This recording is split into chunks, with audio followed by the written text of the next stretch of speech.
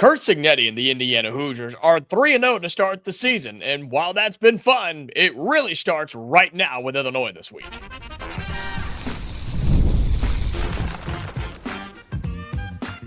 You are Locked On Hoosiers, your daily podcast on the Indiana Hoosiers.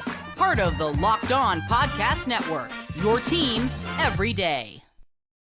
Welcome, and it is the Locked On Hoosiers podcast. I'm your man, Jacob Goins. I appreciate you being here, making this your first listen or your first watch every single day. We are part of the Locked On Podcast Network, which is your team every day. Today's episode is brought to you by FanDuel. Right now, new customers can bet just $5, and if your bet wins, you'll get $300 in bonus bets to use across the app. Download the app today. Well, thank you so much for being here. Happy Monday. Happy 3-0 Monday to all of you Indiana fans out there. And look, we got a lot to get to on today's show. We're going to talk some basketball updates, some official visit from this past weekend, another official visit coming up this weekend, plus more events are trying to be scheduled for you, the fans. We'll talk about basketball at the end of the show. Plus, we'll dive a little bit deeper into the stats from Indiana's blowout win on Friday night against Indiana State, 73-0. Plus, what the newest AP poll looks like and why it really is just dumb that the people vote the way that they do. But we start today's show with the idea that the Hoosiers are 3-0. And that's exactly what we wanted. That's exactly what you were supposed to do, right? With the toughest non-conference schedule in the history of college football that we had, right? No, we've heard a lot about how it's not tough and how it's embarrassing and it's a joke and blah, blah, blah, blah, blah. I don't care. It is what it is. Fact of the matter is you're 3-0 and the season starts right now. The real season begins now because it's official. It's a top 20 matchup inside Memorial Stadium with Illinois coming to town this weekend. It's a night game under the lights where the entire country is going to be watching. The entire country should be watching what is by far the biggest game of the weekend. It's Indiana and it's Illinois. And the first three games have been good, right? They've been relatively stress-free for the Hoosiers. You've won them. You've handled them. You beat Old Dominion 27-14. We remember that the score doesn't really tell the whole story there, right? Two big runs by Old Dominion. Indiana stalling inside the 5 a couple of times offensively. You won that game by 20 or 25 points. Scoreboard just doesn't really show it. Then you get to Kennesaw State and it's 56-9. You let the offense open up a little bit. You get Elijah Surratt involved. You let Mendoza do what he's supposed to do. The defense gets after it, right? That was a good win, but it still wasn't clean Indiana football.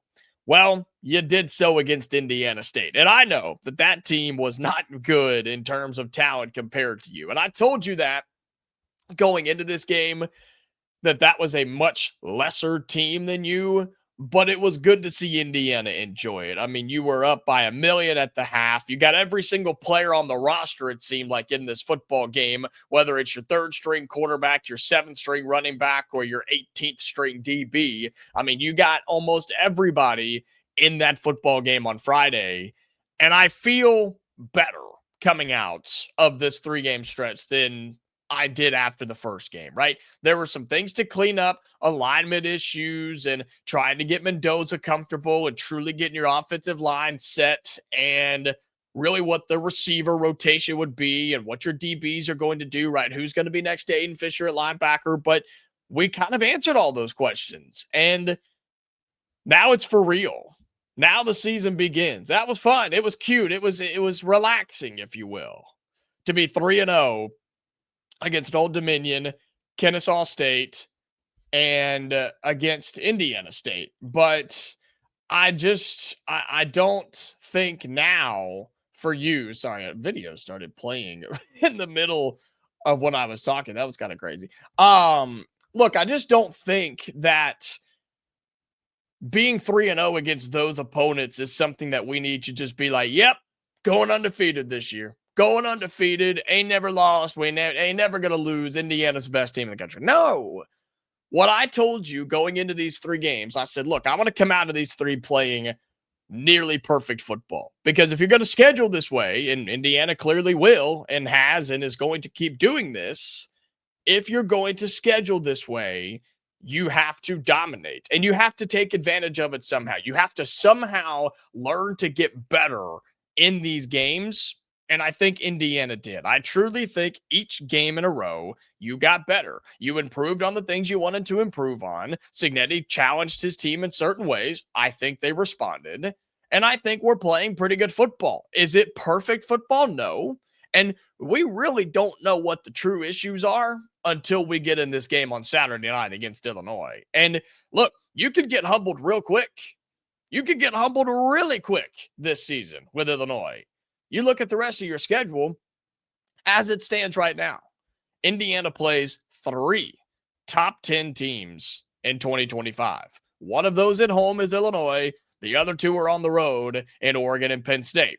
Thankfully, those 2 teams haven't showed, Oregon and Penn State, haven't showed their true dominance yet. Yes, I know Oregon put it on Oklahoma State, but they're bad, and they looked okay against Villanova, or that was Penn State, rather. Oregon looked okay against Northwestern. Penn State has been playing with their food all preseason, and they're in the same boat we are with 3 week non-conference games. Our buddy Zach Seiko and I with Locked On Nittany Lions talk about that all the time. I'm saying that it's been fun, but Indiana's really got to ramp up the pressure. You've got to ramp up the intensity. You have to ramp up your focus and attention to detail right now.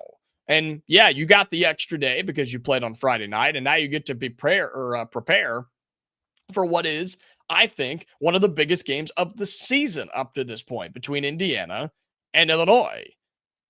But you lose this game, and it's an uphill battle the entire way. You lose this game, and all the critics come back out. Well, it's that weak non-conference schedule they played. If they would have played somebody decent, they would have known better. They would have had a better idea. They would have been more prepared. They would have been more battle tested. And while those things may be true, the season isn't over if you lose this game, but you're going to learn a lot one way or the other. We're going to learn all the positives about Indiana in this game, and we're going to learn all the negatives about Indiana in this game. And I'll tell you what, I think we're going to learn a lot about Curt Signetti in this game. I think we're going to learn a lot about who he is as a coach and what the week looks like, what the week feels like, what it sounds like, and then what the execution level is. Because games like this a year ago, Indiana, not that you had a lot of top 10 games last year, but big games, big moments, big opportunities.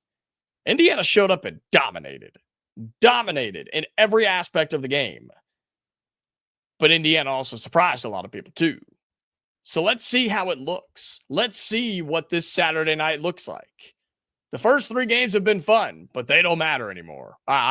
We will probably never talk again after today about Old Dominion or Kennesaw State or Indiana State, because those games simply don't matter anymore. After today, after we dive into it, we're done. Those games are over. It's about what can you do in Big Ten play? What can you do against the elite competition on your schedule? Because if you win games like this, you're talking about the college football playoff. You lose games like this, and you're looking at 8-4. And the inevitable step back that everybody talked about this offseason, it'll slap you right in the face. That's why this week is important. And that's why we're talking about it on a Monday. Because that's how big this game is. You win this, and it catapults you the rest of your season. You're talking about the college football playoff here. That's why this game is so important. Learn what you can from weeks 1 through 3, and now it's time to focus up and get ready for a big game this weekend against Illinois.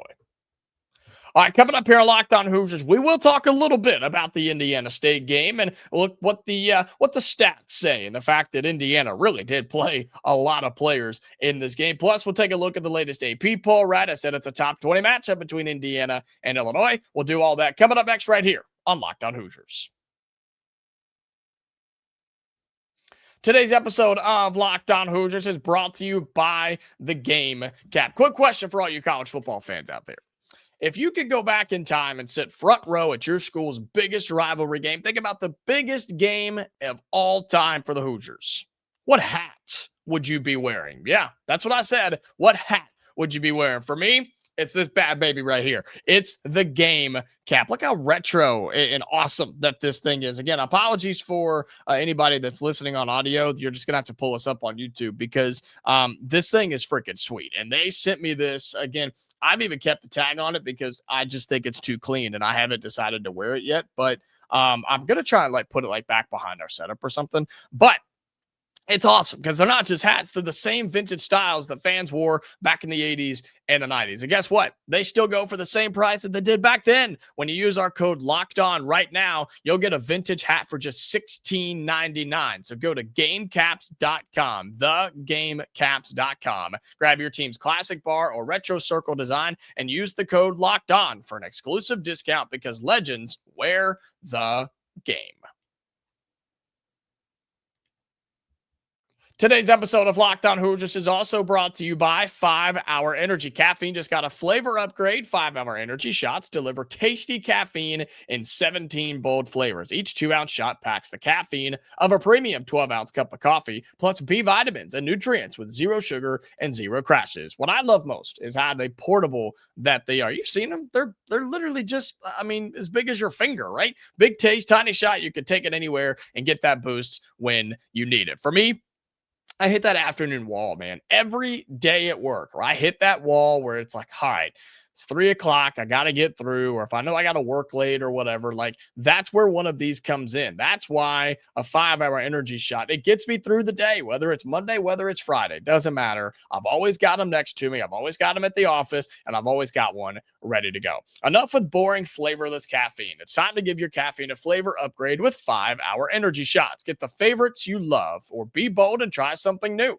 in store and online at www.5hourenergy.com or on Amazon today.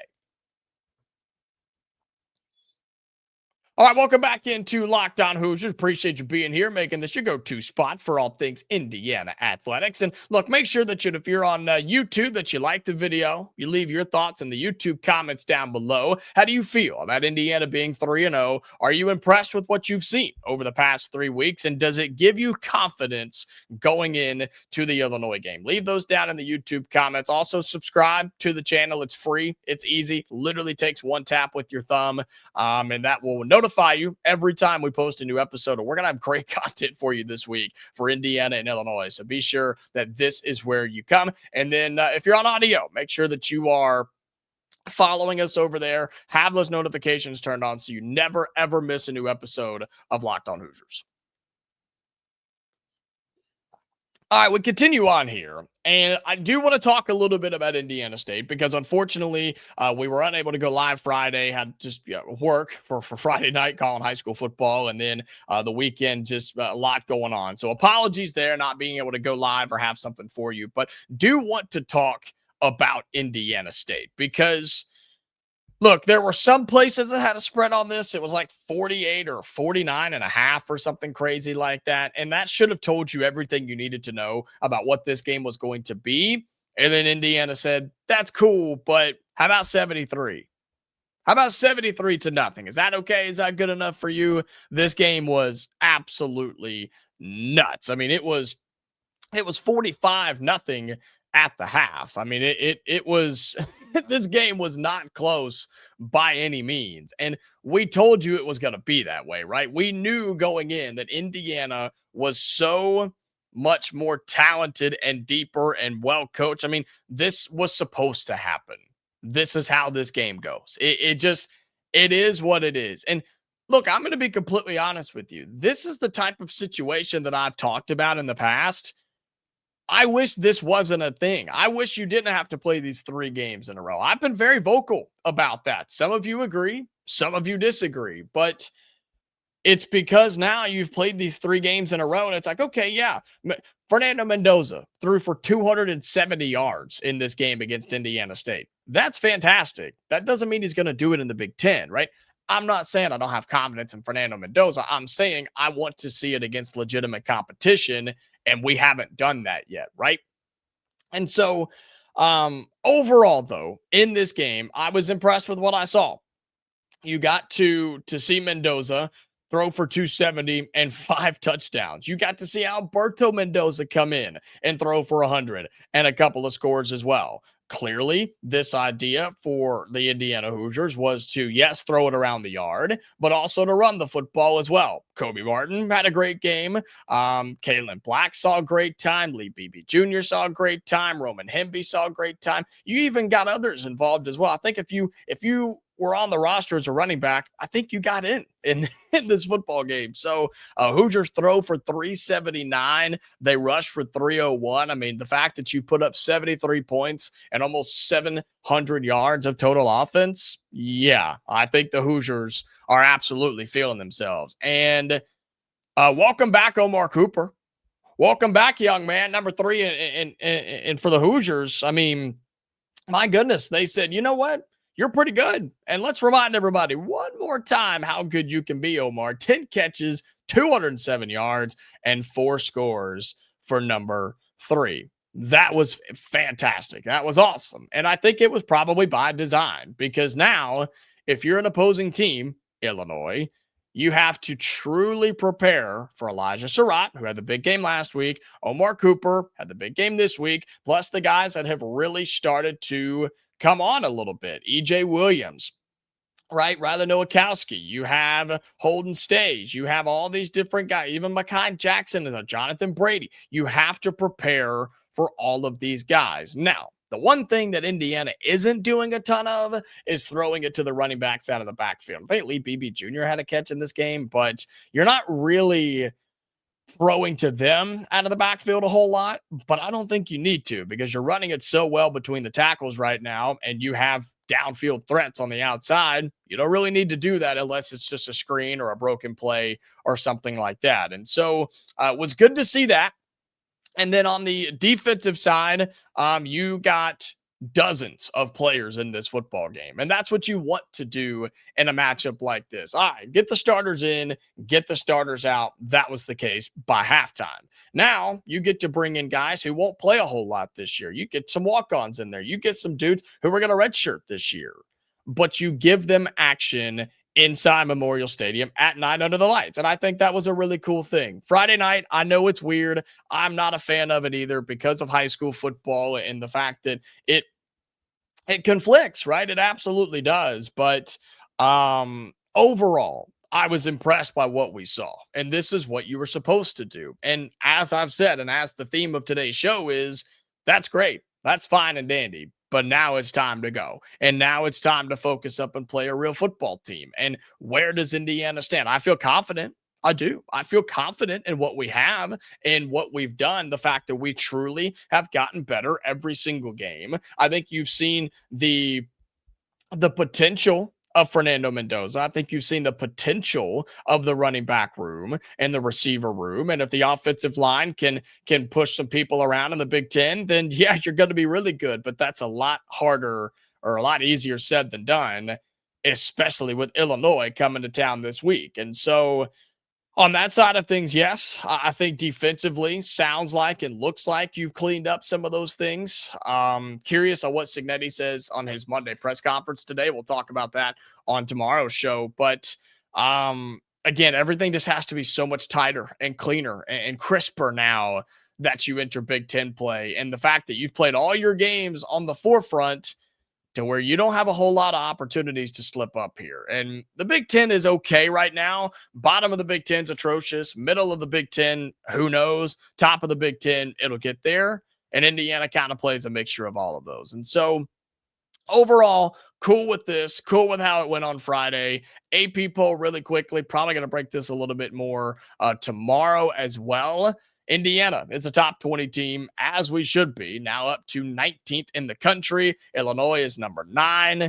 So there you go. It is officially a top 20 matchup in Bloomington between Illinois and Indiana. I thought that this could be a top 15 matchup by the time it came around, but we'll take top 20 regardless, because this just puts even more stakes on it. This puts even more eyes and ears on what's going to be happening between Illinois and Indiana. One of the biggest games up to this point this season, and I truly believe this is one of the biggest games with playoff implications of the season in the Big Ten. I really, really do. And The winner of this is well on their way to flirting with the Big Ten championship and representing the conference in the college football playoff. The loser has to bounce back and has to go and try and win some really tough games. And we'll break down this Illinois schedule more as the week goes on. But I mean, they play USC, Ohio State, Washington on this schedule. The back end of their schedule is easy. They're just trying to survive,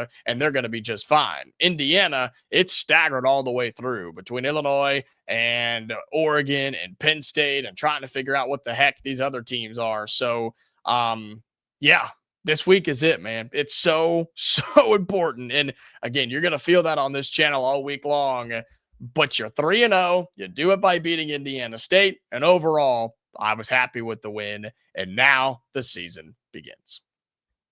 All right, coming up here on Locked On Hoosiers, we'll flip over to basketball really quick, talk about some of the latest updates. You had a big visitor on campus this past weekend, top 10 player in the country. You also have another big visitor coming in this weekend, the number 2 center in high school basketball, plus some more events scheduled for you, the fans. We talk about that coming up next.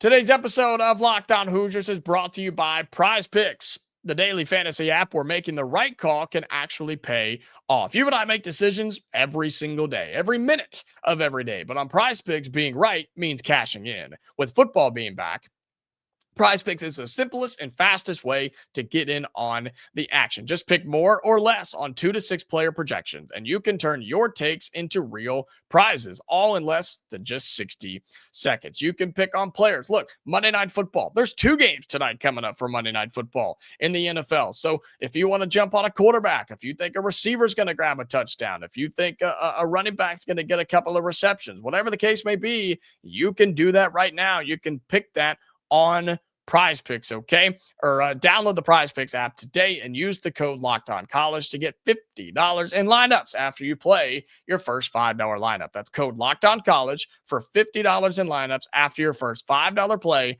Prize Picks, it's good to be right.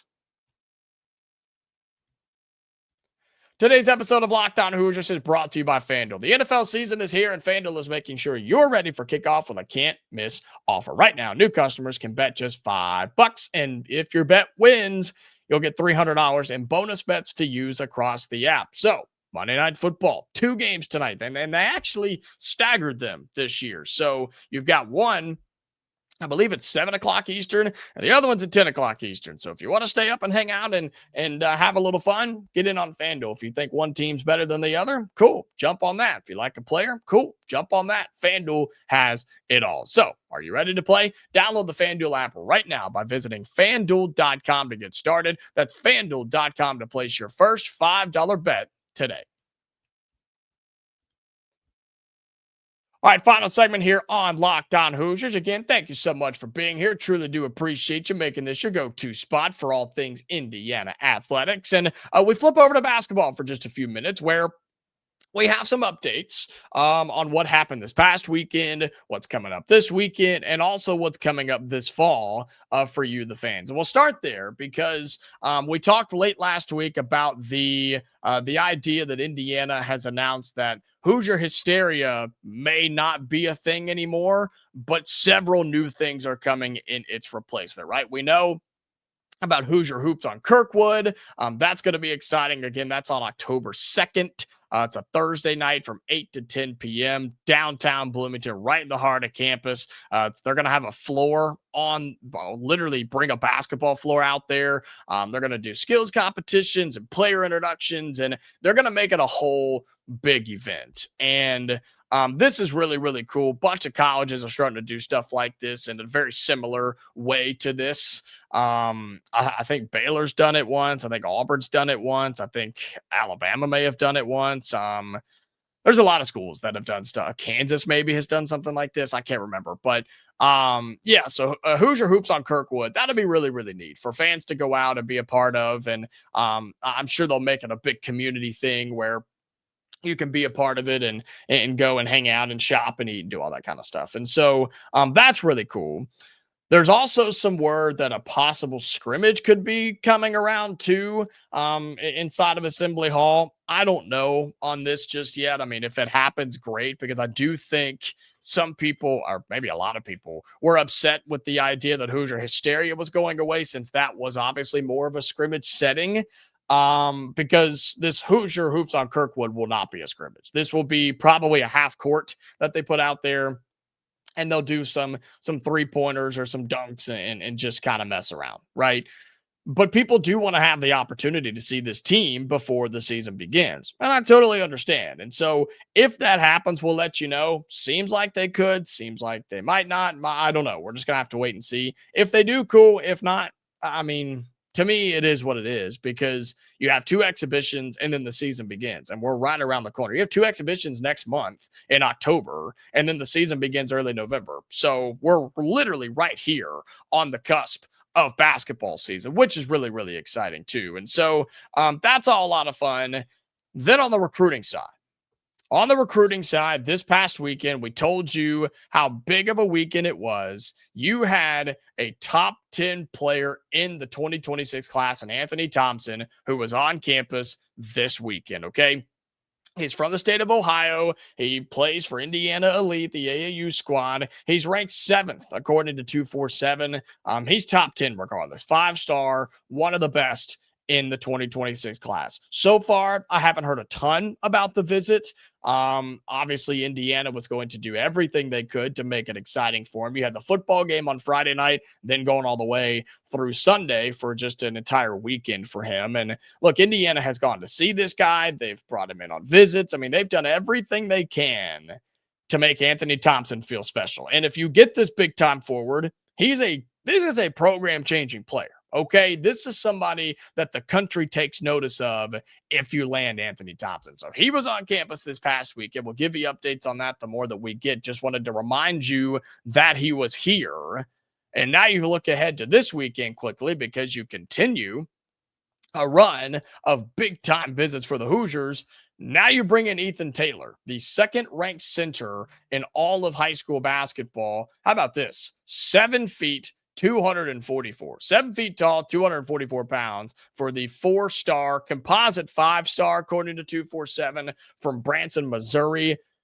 Seems like on this one, okay, seems like Indiana's in a pretty good spot. You went to see him last week. He's got a couple of other places lined up, but the Hoosiers are doing everything they can to try and land this guy. He's ranked top 30 in the country, depending on where you look. 247 says 28th. But he is the second-ranked center of all of high school basketball. And we know the Hoosiers are after several guys. Davion Atkins, Ethan Taylor, Arafon Diani. You're after several big-name centers. And I really do think you're just trying to land one. I think you're trying to get one here. And if it's Ethan Taylor, great. That'd be awesome. He's 7 feet tall. Isn't that what Indiana fans have been wanting? Isn't that what you've been asking for? Is a 7-footer in Bloomington? Here you go. He's going to be on campus this weekend, and you're trying to get something really, really soon. And back to Anthony Thompson for just a moment. That commitment's coming. All right. He's got a couple of more visits set up, but that commitment's coming soon. And Indiana's in the mix on him. I'm just telling you right now, Indiana is in on it. I think it's down to maybe 4 teams. Indiana is absolutely one of those. We've heard a ton about Ohio State and Michigan. I think Kentucky's looming around in there as well, because they always do with Mark Pope now. But Indiana's in a good spot with Anthony Thompson, and I'm really fascinated to see how the visit goes this weekend with Ethan Taylor, because the Hoosiers have put in a ton of work there. They've traveled all over the country to see this kid, and now he's coming in on his official visit this weekend. And talk about a weekend to be here. It doesn't get any bigger than what you're going to have on campus this weekend in terms of the football game and the fans and the atmosphere. I mean, if you don't get sold on Bloomington this weekend, then you probably never will. And what a great opportunity for Indiana basketball, hosting Ethan Taylor, the number 2 center in the country.